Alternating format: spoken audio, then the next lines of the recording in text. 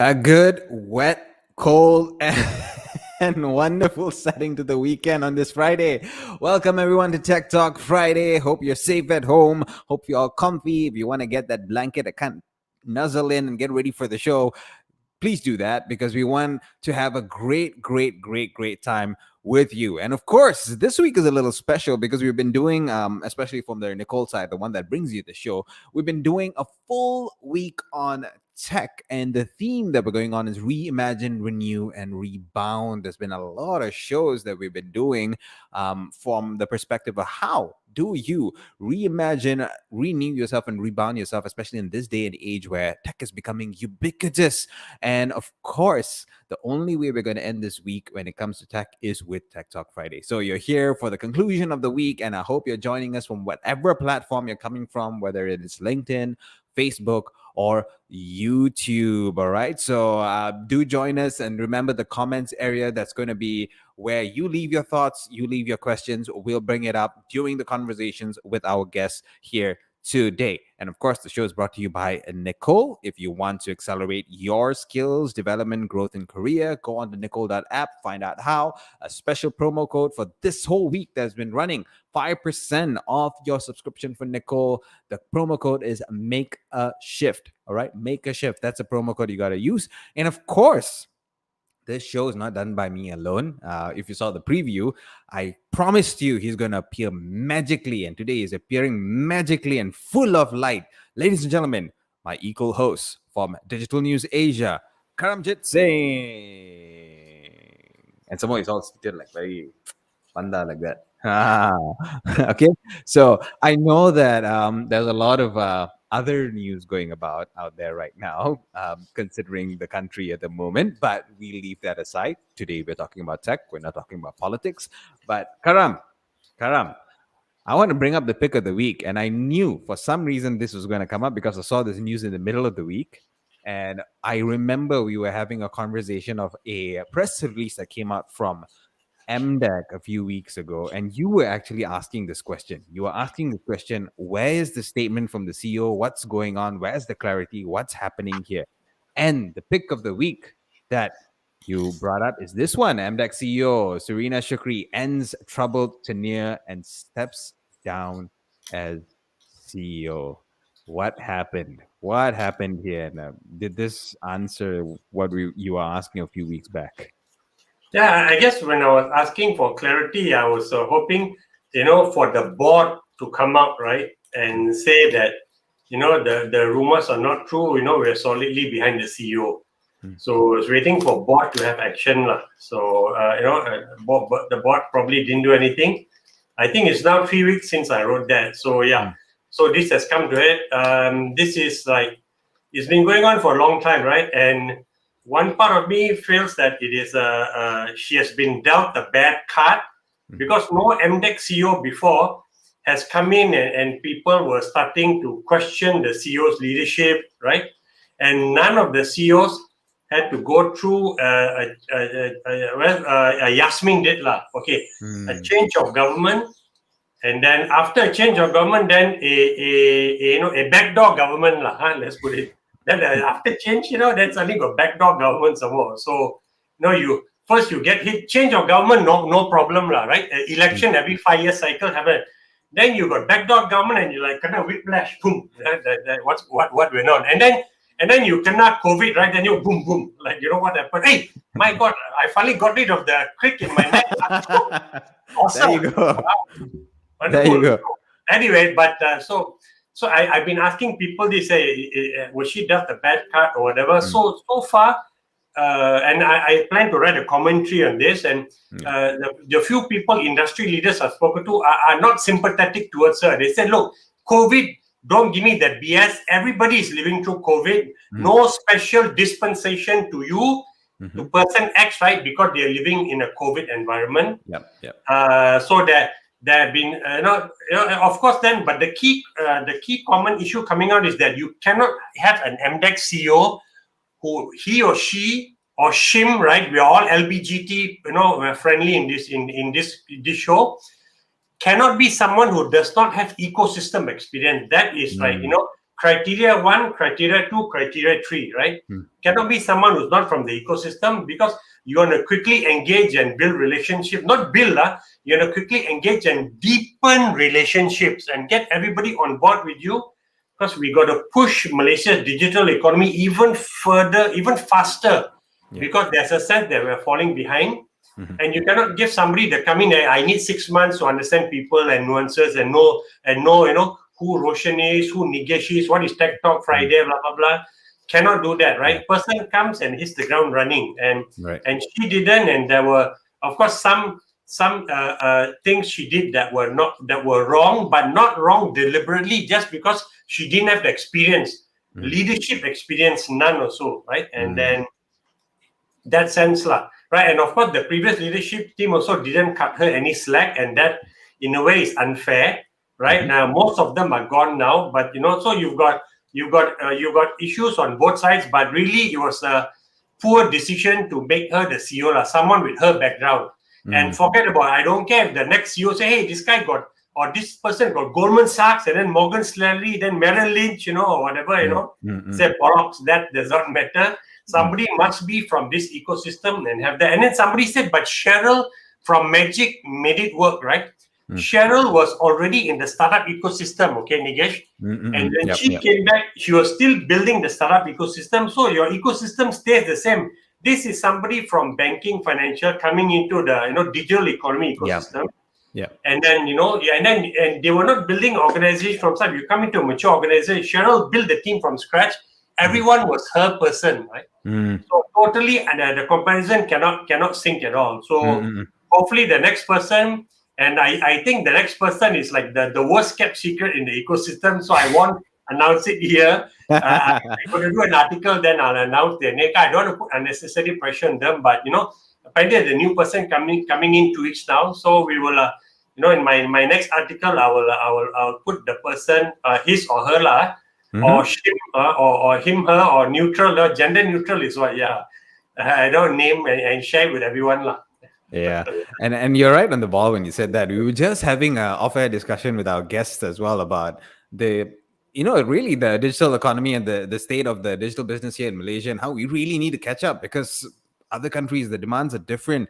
And you're so right about that ecosystem thing as well. We've seen in other countries, in other tech companies, when you bring someone who doesn't understand, and as well doesn't appreciate the speed of this industry, especially now we went into COVID times. Things are not waiting for 6 months. In 3 months, things change that quickly. Your business completely pivots in 3 months. You're already pivoted. You're already going to market. So there's no time to wait.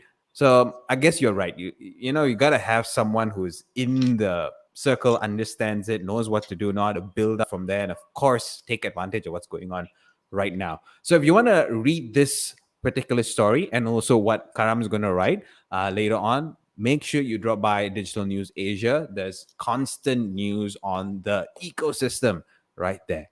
Okay, so speaking of which, hey, before we go to the next guest, sorry, you are complaining about it. It's feeling cold, or get your blanket, please lah. This is Malaysia lah. Okay, where go cold? I mean, when I was outside yesterday doing my exercise at my compound area, there was a nice nippiness to the breeze, and it was wonderful. I mean, this would be the perfect country environment-wise, weather-wise, if our evenings had that nice little nippiness to them, right? Oh, perfect, man, right? Okay lah. So I'll rephrase my words lah. Not cold lah. This is like the perfect weather for you to like just chill, sit down, and you don't have to feel like you're sweating or anything like that. Yes, the monsoon is here. So I got this comment. I got to bring this comment up. Shashi, bring it up. Our producer Shashi, he himself. Your beard keeps you warm. I think that's why, Karam, I'm bald, so everything just literally my beard definitely protects me when I'm wearing my double mask, because of the X-ray facial hair, so the damn virus cannot come in, and I just love it. And not underneath also. So hey, Eva, I saw it. So Eva, you better start keeping a beard. You will not regret it. How is Eva going to keep a beard, lah? Yo. Hey, we are gender friendly, okay? I don't want to discriminate. Say women cannot keep beards. Eva, you just message me after this, and I'll give you some traditional Indian ointment you can use. Okay. I think Eva is going to be scared right now. Don't scare our audience, lah, Karam. Please, please. Sorry, please. sorry. I'm just encouraging people to enjoy the same added natural protection I'm enjoying. That's all. Okay. Anyway, moving swiftly to the topic at hand. Today, of course, the theme is going to be shifting the tech in business. And this is one of those occurrences where both guests are going to be talking about that, but albeit different industries, and we have different sets of questions. So we are going to bring up our first guest, and I think this is going to be an interesting conversation. She already was sharing a few things when we were backstage before we started. So, ladies and gentlemen, the founder of a Speedbrick, Teoh, Pui Man. Let's have her on. Hi, Pui Man. I think you're muted, Pui Man. And unmute yourself first. Sorry. Hi, everyone. All right. Hi. Good to have you. All Good right. to be here. So Thanks for having me. Yeah. definitely. And just to let everybody know, and if you want to find out a bit more about Speedbrick, do go over to their LinkedIn or their website, www.speedbrick.com. They're there to help contractors go digital and obtain real-time insights with the Speedbrick Construction Management app. Now, the instant you said construction, the instant you said digital, already so many questions flying in my head. So let me start with this, right? You said that you had experience in the construction industry, right? Yes. Maybe tell us about it. Tell us about that experience you had in the construction industry. What was it like, and what were the issues that you were facing or you saw at that point where you were there? Every time I explain these stories to people, many people will just give me the eyeball look. So imagine walking into an office. Usually you see laptop, but imagine walking into a construction office. What you see is piles and piles of documents, piles and piles of files with a lot of A1 size drawings. It's hanging everywhere, every corner in the office. That is what construction looks like. And you in your office, you see a bunch of aunties sitting there, holding out the phones, screaming at over the phone against the other party. And these people are usually working from site. Right. So there are a lot of communication breakdown, information mismatch, and we blame each other. So site will be office. Site will always say, I'm the one bringing the money into the company. You are the one sitting with this aircon environment. I need this. You must support me. And the office was like, I am in charge of making sure the finance is okay. I need to make sure you are ordering the correct material. I need you to go and count. So they were constantly fighting. And the boss will be asking, why am I losing money? Where's my money? Why? So this is how it's like in the industry. Yeah, and it's interesting because it's an industry where costs can really creep up on you if you're not careful, right? And was this all the ingredients which kind of led you and made you think that, look, it is essential for me to start finding a way to digitalize this part of the industry? Oh, for me, it's a little bit personal. I work in the industry because my family business run a construction business. So and I was being in charge of this late night projects. So I was standing in the middle of the road, or the BKL road, making sure everything is okay, and I need to make sure we are within my material budget as well. So, but then again, because information is stuck in office, I work midnight. I work until usually 5 or 6 in the morning. By 8 o'clock in the morning, I need to go back to office to check my documents. That time I cursed it like hell. I'm like, why don't we have an app to monitor all these things? Because this is communication breakdowns, and because office is not working in the midnight, but my site is operating in midnight, I need to make sure I have enough material to deliver for tomorrow's work, so that because it's public road, right? We have a lot of rules and regulations. You can't simply store material on the roadside. You get penalty on that. So things need to be arranged properly. So the thought came from there, and then it stayed on with me, and I've written a 69 pages of proposed to my board of directors. We need this, we need this. So I even draw out how the apps will look like. What they did was they flip it threw it away. They threw it away. They're like, my company is making money, why do I need to have an app? So that's the mentality. Yeah. Wow. Okay, we're going to come back to that because I got a question around that. 69 pages schematic for an app. Thank God you didn't become a journalist when nobody can read any of your articles. 3,000 long word article. Hey, Karam, you think what? Designing app very easy, is it? But maybe for all of us here, so you're really acting as a tech enabler here, and you're shifting a particular industry. So maybe for us, let us know, because I kind of just read a quick line saying what Speedbrick is all about. But what exactly does Speedbrick do and enable for the construction industry and contractors? I think the first things that we allow is whoever is using the solutions. Our solutions is personalized, depending on companies. The directors will see reports, and the reports is live, it's real time. And what we give directors is 100% accurate spending report without any manipulations. We are the only one that can do it right now. Very proud to say that. And we and for users that are using, right, for workers or employees that are using, we help them to eliminate some of the works. So we help them to get things done faster, more accurately, basically give them a way to impress their bosses. So currently we have 5 modules. The tech term is the very funny term. The Changyou term is a business intelligence. In actual fact, what it is we just analyze the informations for you, tell you what to focus on, and we do this for every person, every different departments and different users. If a company have 80 people in a company, 80 of them will be using Speedbrick, and they will see different things. The second thing we digitalize procurement. So we digitalize the entire procurement from end to end, from budget until you receive an invoice from a supplier, and this invoice, it goes straight into accounting software. So just now earlier I mentioned we can guarantee 100% accurate information is because we integrate to accounting solutions, and we take away the job from your accounting department, and we are saving our clients 300 hours per month easily. It's just at least 300 hours per month. And then the other things that we monitor is more on revenue tracking and subcontractors management. So one projects, you have hundreds of subcontractors. Imagine you have 10 projects in hand. So how do you know who are a good subcon? How do you know you have paid them? How do you know they are a good performance? So we track their contracts as well as their performance in terms of, as well as how much you pay them in real time. That's what we do. Yeah.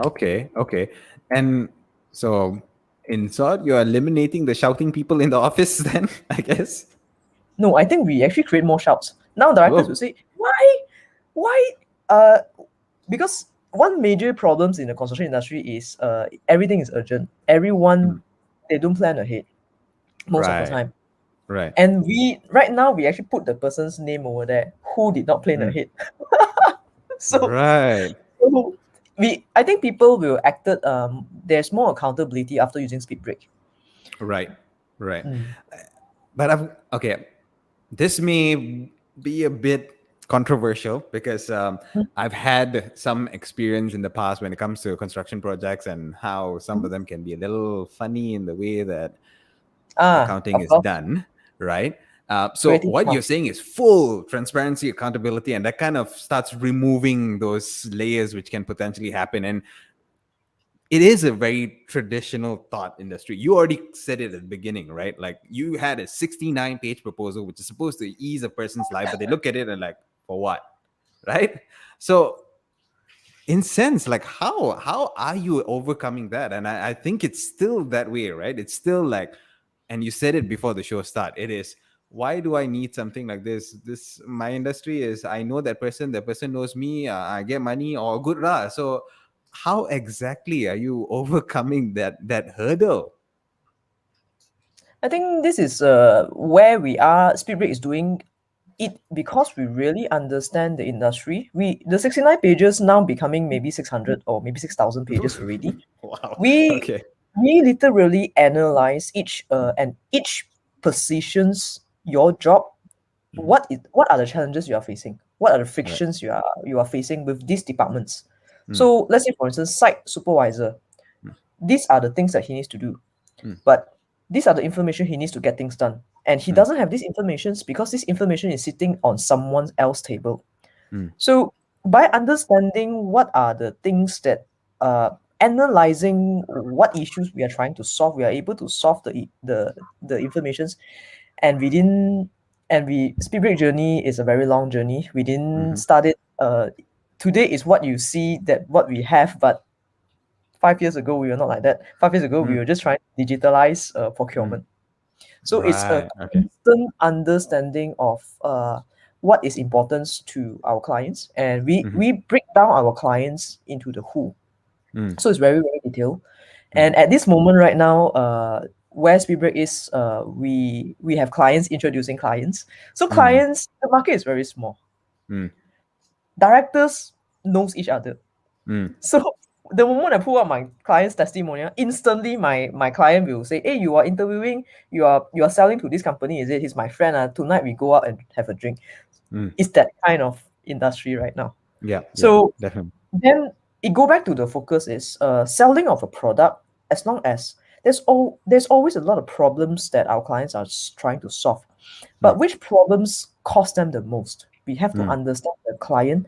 How can we help? I think as a solution provider, we must understand this. How can we help? Right. So it's how we can speak their language. Yes. Exactly. So based on that, you said that you started out just primarily focusing on procurement. So what are the layers that you've added, and what are the layers that you want to add beyond this? Because I think it's interesting. You're saying not many kind of jump on that and say, look, I want to go after the pain, right? Especially when it's a heavy relationship-based industry. I want to go after the pain and try to solve that pain, because I solve the pain means then they want me. So what are the layers that you've added, and what are the layers that you're adding on top of that? Supply chain management is a major major global issues. When I touch this, there are many areas in construction industry to solve, like project management, site controls. But why did we come into supply chain management? It's because it's the hardest one. Right. It's many companies have tried to solve it differently. How we solved it is that, but many other solutions, they don't do it just for constructions. You don't see that constructions procurement solutions. There's no such thing as construction procurement solutions. But construction procurement is very different and very unique. Because we are building projects, right? One project, we may have 3 different blocks. 3 different blocks, we'll be buying different material. So, and there are a lot of human relationships going on, and a lot of approval tiers and a lot of cost control going on that a normal procurement solutions cannot handle. We understand the workflow, and the first thing that we solve, of course, is a workflow. So basically, we enable site uncle to order material via their phone, and the challenge is why using Speedbrick and not WhatsApp, because WhatsApp or phone call is easy. Right. So our oldest user right now is 72 years old uncle. Wow. Okay. Yeah, and we have our client saying that Speedbrick is a one-touch solutions. And this 72-year-old uncle is the one who's saying that. That was the auntie. Another auntie said that. Oh, that's another auntie. Okay, right. Yeah, the auntie is also 70s, in her 70s. Right. So if you design a solutions, because a lot of procurement solutions is very complex, so we have to break it down into what do we want to want him to focus. Then we design the solutions for this site people to focus on, and we are able to digitalize the entire procurement solutions, procurement workflow. And then it's not enough. It's not enough. Right. Accounts start to say, it's double work. Now you already delivered the material. I need to key this into my accounting software. Then why do I want to use your Speedbrick? Might as well just do it in accounting software. And then we started understanding something called a purchase invoice. And then we started research on the double work in account matching. So in account, there's something called three-way matching, where you must match your PO, DO, and invoice. And then in accounting is a lot of data entry. It's tedious but important. For directors to see report, is tedious and important. Then what we did next was we integrated to accounting solutions. So we take away the job. We 100% eliminated the jobs.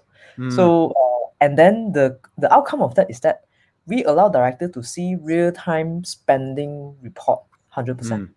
That was a few years back. And then early this year, we take one more step ahead, which is now we are able to tell you these are the materials you purchase for all these companies, all these projects. We allow you to compare between different projects, and we can tell you your material price trend for the past 6 months with 100% accuracy. And we can even tell you this, let's say rebar, you purchase steel bar, you purchase from ABC suppliers, the same material. What are the prices these 3 different suppliers give you? And what are the quantities you purchase from this group of supplier? And you can use the data to negotiate with a better price. So this is 2 steps ahead that we are doing right now. Wow. And now Okay. the government to bring a little bit more.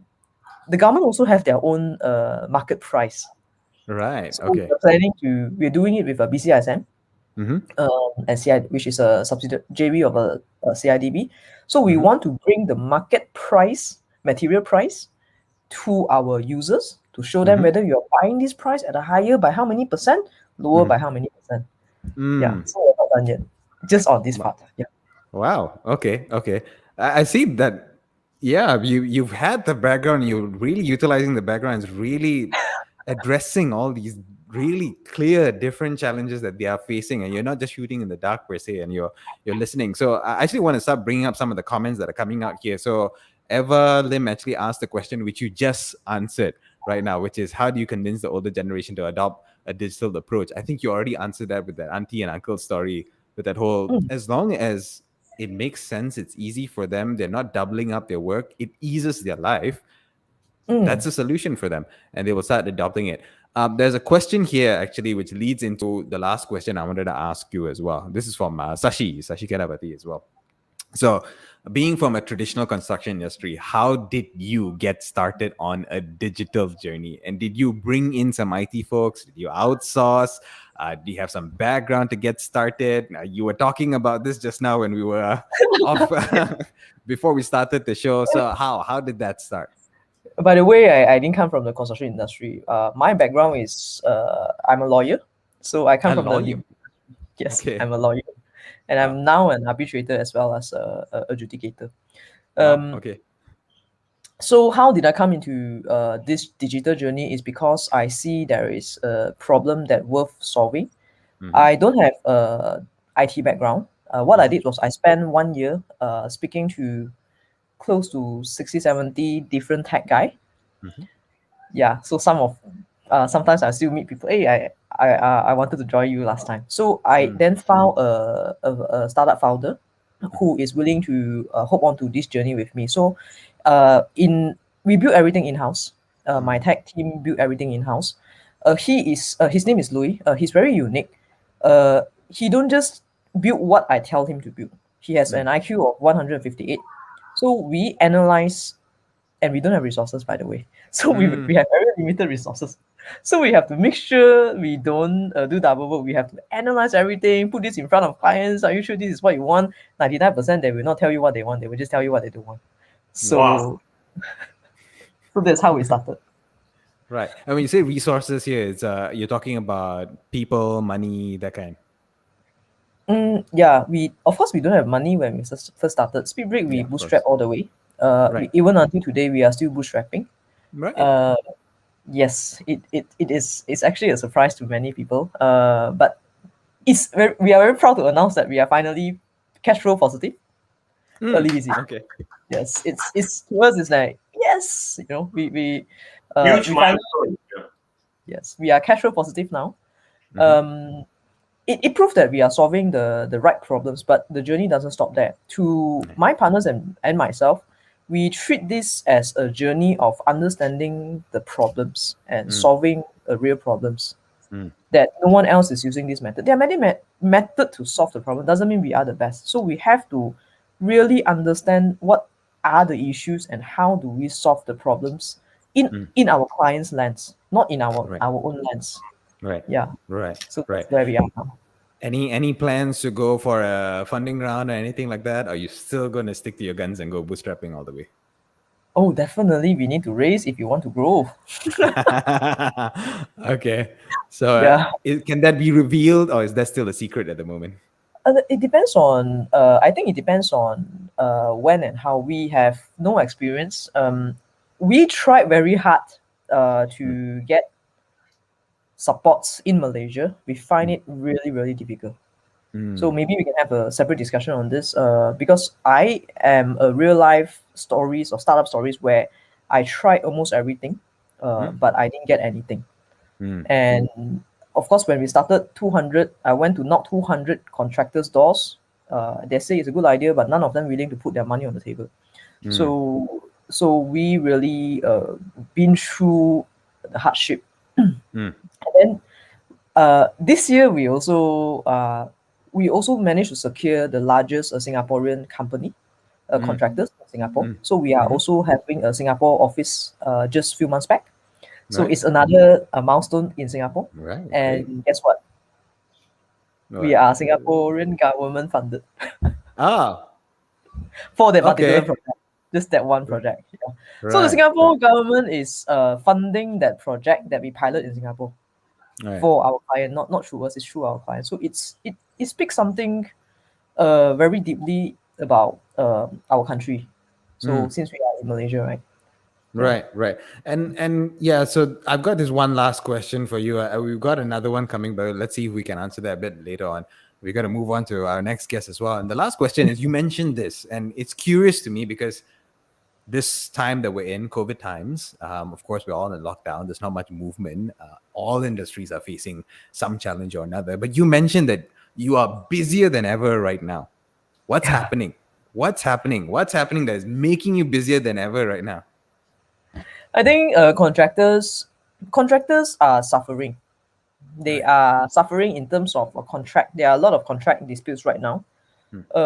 But they also understand the fact that if they don't go digital, they will be in trouble. So you have two categories of contractors. One that wants to grow. Even though market is very bad, they still want to grow. They have a lot of contract there. Their pipeline is very long. So this group of contractors, they will look for better way and more efficient way to do business. Right. So what are the better way and the best way to do business is they start to look for tools. They want more control. So they want more information because data is value. Who can give me the best data to help me make the best decisions? Right. If you want, depending on people, right, we have brain drain issues. Most of the time, and our client size is huge. Our client average of my client size is 300 mil, close to 1 billion also got. So the smallest contractors are 80 million. So they just want to grow, and I think we tend to attract companies that want to grow bigger at this moment. Yeah. That's a good news. That's a good thing for you, right? Yes, I guess. But we will definitely try to help more contractors to go digital because we know how. Right. And that's a question I'm going to say for actually both guests at the end of the show today. But Karam, anything from you before we move on to our next guest on the list? No, I'm fine. Quite all right. Got lots of questions, but I think one of those asks is enough. Okay. And as we kind of go off, I saw the flashing comments come up. So Teacher Kian, yes, a dear friend who I've been talking to quite a bit. So he said, hi. Thanks for joining the show, Teacher Kian. I think this is the first time I think you joining us here. So he says, lovely to see Pui Mun and Nigesh together. Yes, lovely to have you on the show as well. And we've got a question. We'll try to get this on at the end of the show from Andreas later on. So hold on there, Andreas. Don't go anywhere. We'll try to get your question later. And Pui Mun, thank you for now. Don't go anywhere. We'll call you back at the end of the show. Right? See you later. Okay. So now we're going to move on to our next guest. We're going to move on to someone who Karam now is going to grill. And of course, we're still sticking to the theme today, which is shifting the tech in business. And this next guest is also in an industry which you would typically think right now will be struggling, but he also kind of said that it's a busy time for him at the moment. He's found different ways to actually make things work. So let's get Rickson Goh, founder and CEO of Tourplus up. Hi, Rickson. How are you? Hi, Nigesh. Hi, Karamjit. Good to have you with us, Rickson. Thank you for having me today. Yes. Not at all. Yes. Thanks a lot. Thanks for being open and sharing, your journey with me, right? When we spoke last week. And the honesty is important for us to try to get at the challenges, right? People face and how to overcoming them. So our theme district is actually really good, right? So it's actually reimagine, renew, and rebound. But my question was, I guess it feels like your journey over this COVID period has been more about rebound than reimagine and renew. So do you agree? Yeah, I mean, like we do reimagine and a little bit of renew, but yeah, mostly on rebound. So yeah, I mean, like rebound is something that we are looking into, like for example, the travel rebound. But I mean, we see that rebound on last year end, November, December, and we also hope that in coming months there will be a travel rebound. Yes. Okay. Yeah, but I guess your rebound is also from the sense of how, because like you said, business totally stopped right last year in March, and then it was you cannot do anything, right? Nobody's moving, you're locked in, and then there was limited movement. So your rebound has been, in a sense, how you have managed to cope with the new reality. So it for me, it feels like your rebound is that, hey, if this business is totally shut down, what else are we going to do? And you went into trying to offer frozen food, and then you tried that, and it didn't work because you're telling me that it was it's got its own challenges, and it's a niche industry, right? So, or not Correct. industry, it's a niche market if you want to order frozen food. So that didn't work, you shut that down. So at least it shows me that you're willing to try something, then it doesn't work, you're not sticking around to say let's try to make it work, right? Move on to something else. And then what you did was quite smart also, right? You came, you realized that because you've got this team in-house and you know how to create digital products, and here you have the government, and all governments are in the same boat, right? They're trying to help their businesses revive and trying to toughen up to survive the new reality. And with this program where you're helping people, companies to digitize, right, brick and mortar, and suddenly you say, hey, we can help that in the travel industry, we can help them to go digital, and you manage to make that your current, right, new business. And that also has helped you to get investors in, right, to say this is the short-term way that we're going to sustain. And of course, the long-term turn is that travel will rebound, as you've seen it in the US and Europe, and things will come back. And nobody is doubting that travel will rebound. There's pent-up interest, demand, not interest, but demand. So that's what to me, that is your rebound story, actually. But let me move on to my next question, which is that, it's a tough business climate, right? And there have been strong, I guess, psychological impact on us also.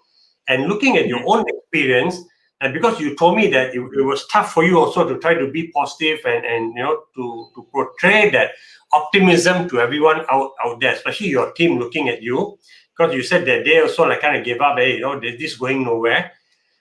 Do you feel that mental strength and sheer willpower, are these more important attributes to have now than having a great strategy and innovative ideas? I think first thing, as a founder, mentality strengthen is very, very important. Because when the COVID hit or any hard time hit, whether it is a global issue or whether that the company is run out of fund or having a very big political issue in the company, right? So you face a lot of different challenges time to time, right? Not just COVID time, but the mentality of a founder is very, very important to how to actually keep you as a founder to be positive and to look towards like what is the the light or the route that you want to go on, so you can actually to convince your team that this is a route that that you have a future. Because one thing that although great strategy and innovation idea is important, right? Definitely you need to innovate, you need to have a great strategies, but without a good mentality strengthen, right? You cannot able to continue. You cannot able to hold it, right? So even if you have great idea, great strategies, you're not able to last longer to see the result to become on, right? So I think last year it is really, really impact to Tourplus, to me. Have been months after the lockdown, we have totally no idea what to do, because the time is, we have no idea how long it will be for the lockdown. And keep extend 2 weeks, 2 weeks, 2 weeks, and we feel like it's never ending, right? So at the time, it's very, very challenging as a founder because you don't have an income, but you have a very large expenses. You have a team to feed, right? So you need to manage that. You're thinking, oh, so we have how many runway? We have 6 months, we have 8 months. Then the next month you have 5 months, and next month you have 4 month runway.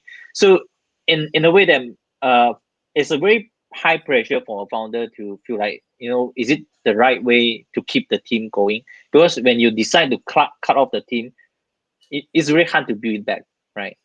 So that is a kind of mentality strengthen that the founder need to know, that how you can bring your team together to towards these challenges, whether it's pandemic or whether you have different kind of challenges. So mentality is very more important than you have a great idea or strategies. Great idea and strategies you can come from your friend, your colleagues, the talent that you hire, right?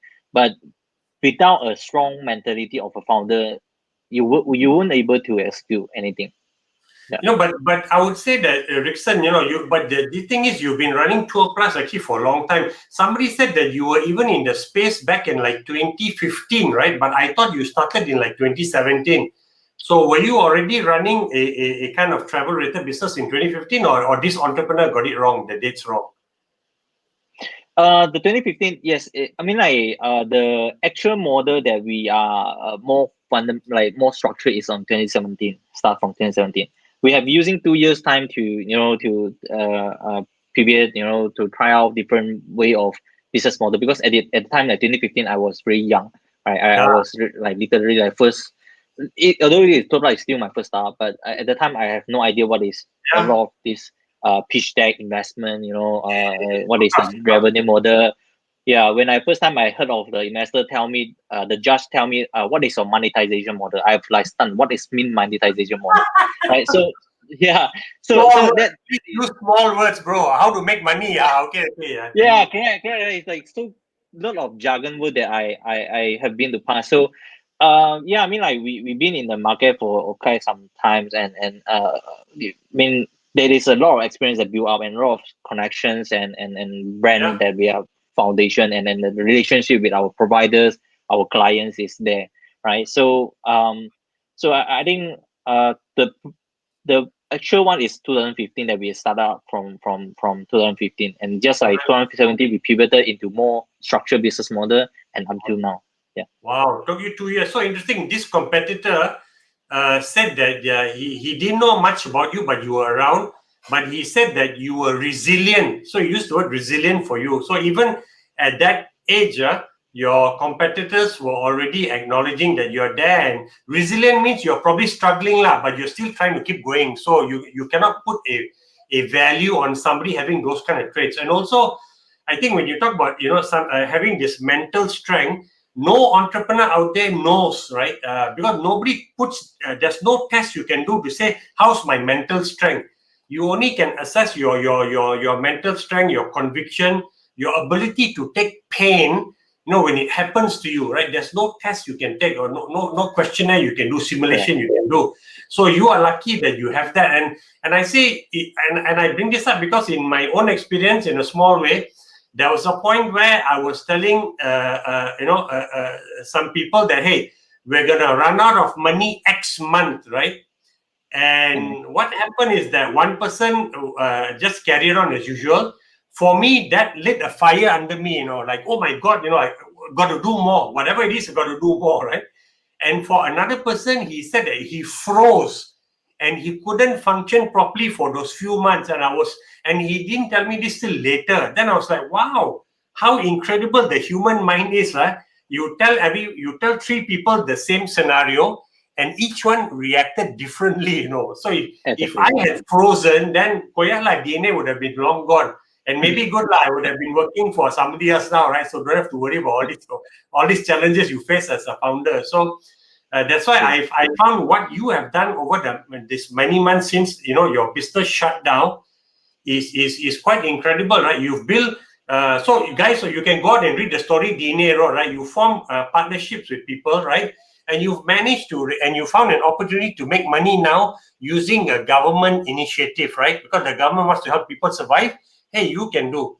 And you didn't share also. And I think, and sometimes entrepreneurs cannot tell their own story well. Rickson went to Parliament to meet with policy makers, right?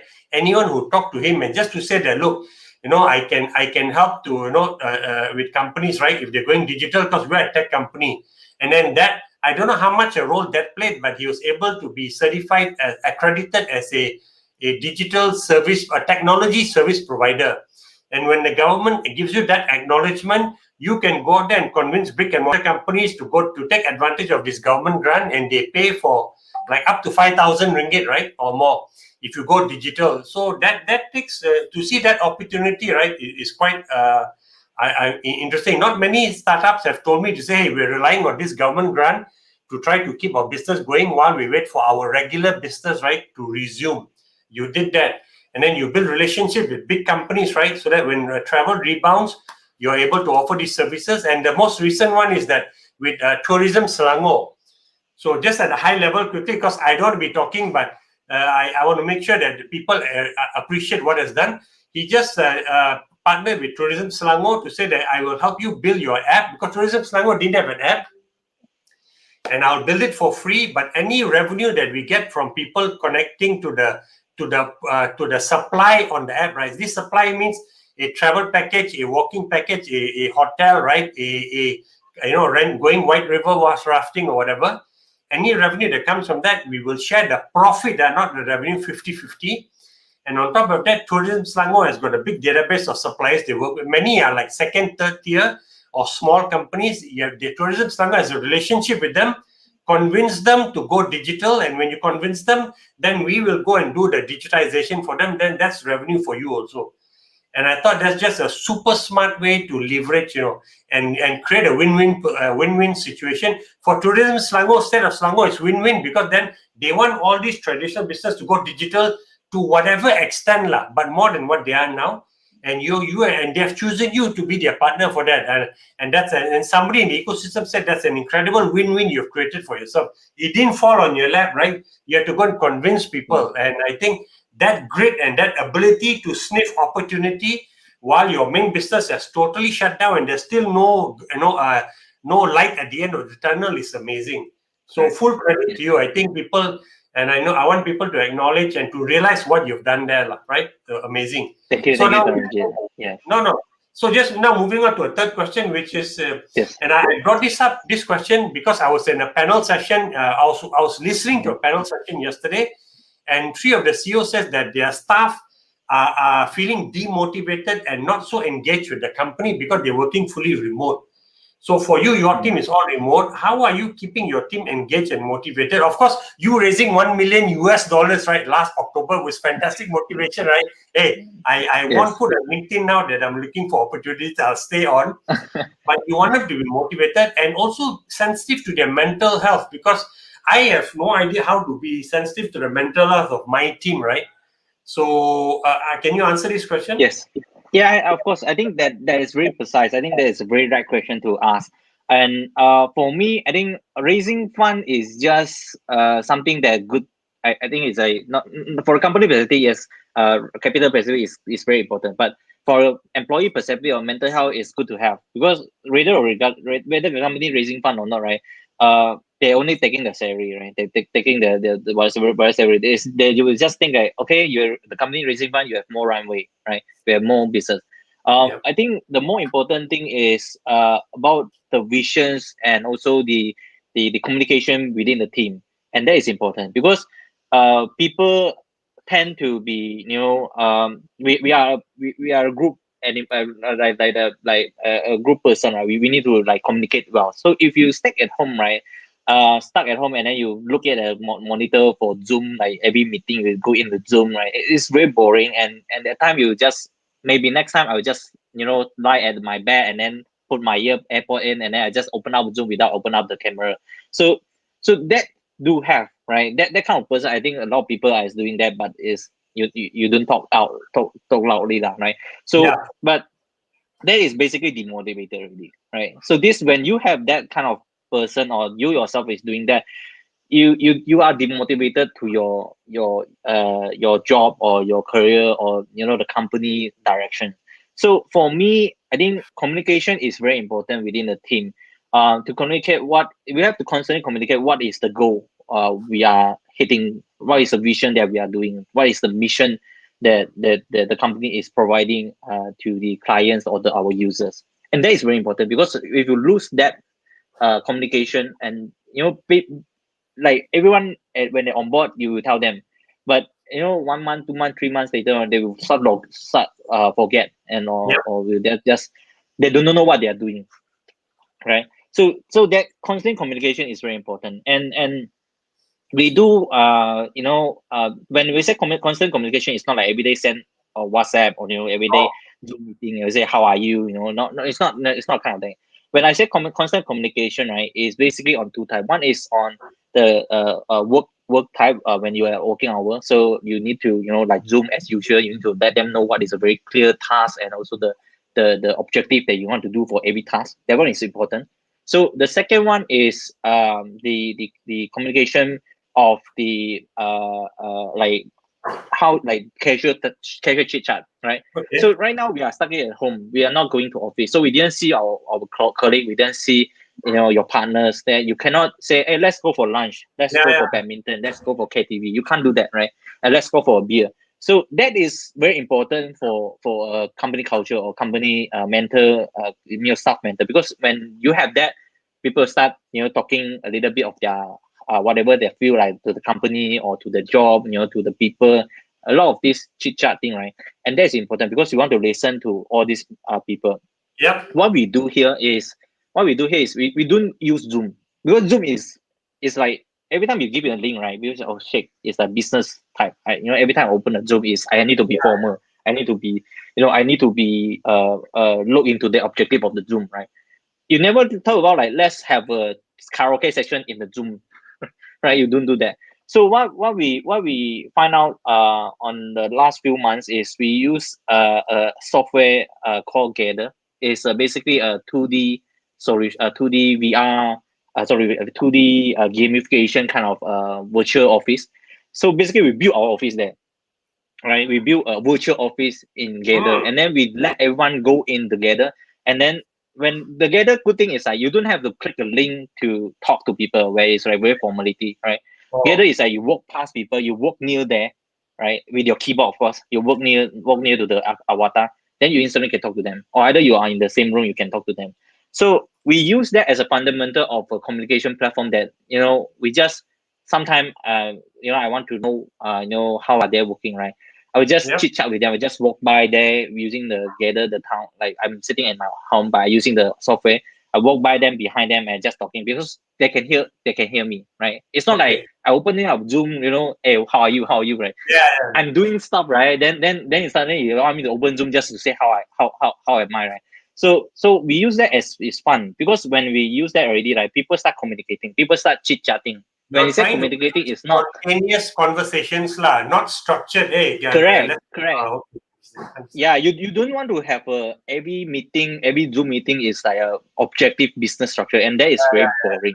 People need to have personal life, like they need to share their let's play a game. So we do have a section that we play games. We are in one room, then we have organized a team building section in virtual office. Then we play a game that is like a one night wolf game. So basically, everyone just guessing, hey, are you the wolf? Are you the wolf? Are you the wolf? Right? So it's kind of like a team building section virtually for the team, and this is one part of how you maintain your mental health for your staff or your partners. Yes. Very interesting. Sorry, we are running out of time. I just want to quickly one before we move on, because you are in this ecosystem in the travel industry. Can you just share with us what do you feel is going to be the new normal of travel when we can freely travel again, or will there ever be a new normal again? That definitely normal. So we don't expect to have rebounds like what we see pre-COVID. There won't be like the situation like pre-COVID anymore, right? Wow. The whole new entire industry, the whole new travel industry will be very, very different. And how different, I cannot guarantee how it will be different. But one thing that we know, that people will more tend to safety, right? That they worry about when they travel, they will get COVID, right? Yeah. The second thing is like they would more free and easy way, right? Because right now the technology is so flexible, so that they will go go online, go Google to go search what they want to do, travel around, what things they eat, all these things. So digitally and safety is the must, or the must element or key element for the future of travel, regardless whether it's digital travel or I say it's common travel. So I think the industry will change rapidly, right? The people behavior will change rapidly, right? So and the travel, of course, the travel industry, the fundamental of like booking engine, the hotel, the ticketing is still there, right? That is a basic one, right? So it's just the behavior of people changing. For example, like previously we book air ticket for a year before because Asia got free ticket, right? Like zero fare ticket. Yeah. You buy ticket 1 year once. But I think next in the future, people will travel very the travel plan period will be shorter and shortened. Right? Maybe tomorrow, let's go for picnic. Let's go for staycation. Like I want to go for hotel today, right? I just go online and book a hotel. I just walk into a hotel. So that behavior will be rapidly changing. And instead of like pre-plan a year or 6 month time, so that behavior will change a lot of things, because you can see, right?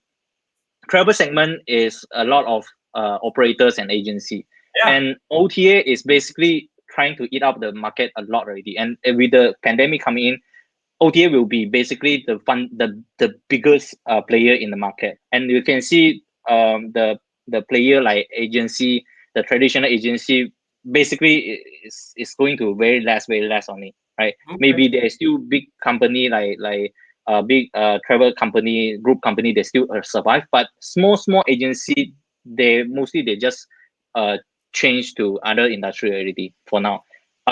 Maybe they will come back later on, but what I see is like when these people move out from the industry, a lot of agency supposed to help promoting the travel places no longer helping to promote, right? So then the only player that can promote is the OTA, or the player like the digital player that can promote, and that is a very big shift of the product already. And the buying product behavior also different. Previously people buy product, go to Mata Pay, buy the product, right? Pay deposit. Now today I don't think anymore, right? So now today, especially when fintech coming in, right? People can pay now. Buy now, pay later, right? And that is a financial ability for those financial company to allow more people actually spend in advance. Then they of course they charge the interest fee lah. But allow them to actually to have more credit to digest. I want to pay for my family of 5. I need to pay 1,000 ringgit of room. I don't have that cash. I have that cash, but I don't want to spend that cash because of urgency, right? Why not I pay using the financial method to buy now, pay later, right? I'm willing to pay for interest, right? It's fine. So that is something new, and that will incorporate with the OTA, and that will really change a lot of things, right? So so I think it will be a lot different than the previous. Sure. Okay, thanks a lot. So all of you have heard here first on the show the death of the Mata Fair as predicted by Rickson Goh. Not us, Rickson Goh said it. No. Mata Fair is dead. Okay. Thank you, Rickson. Thank you.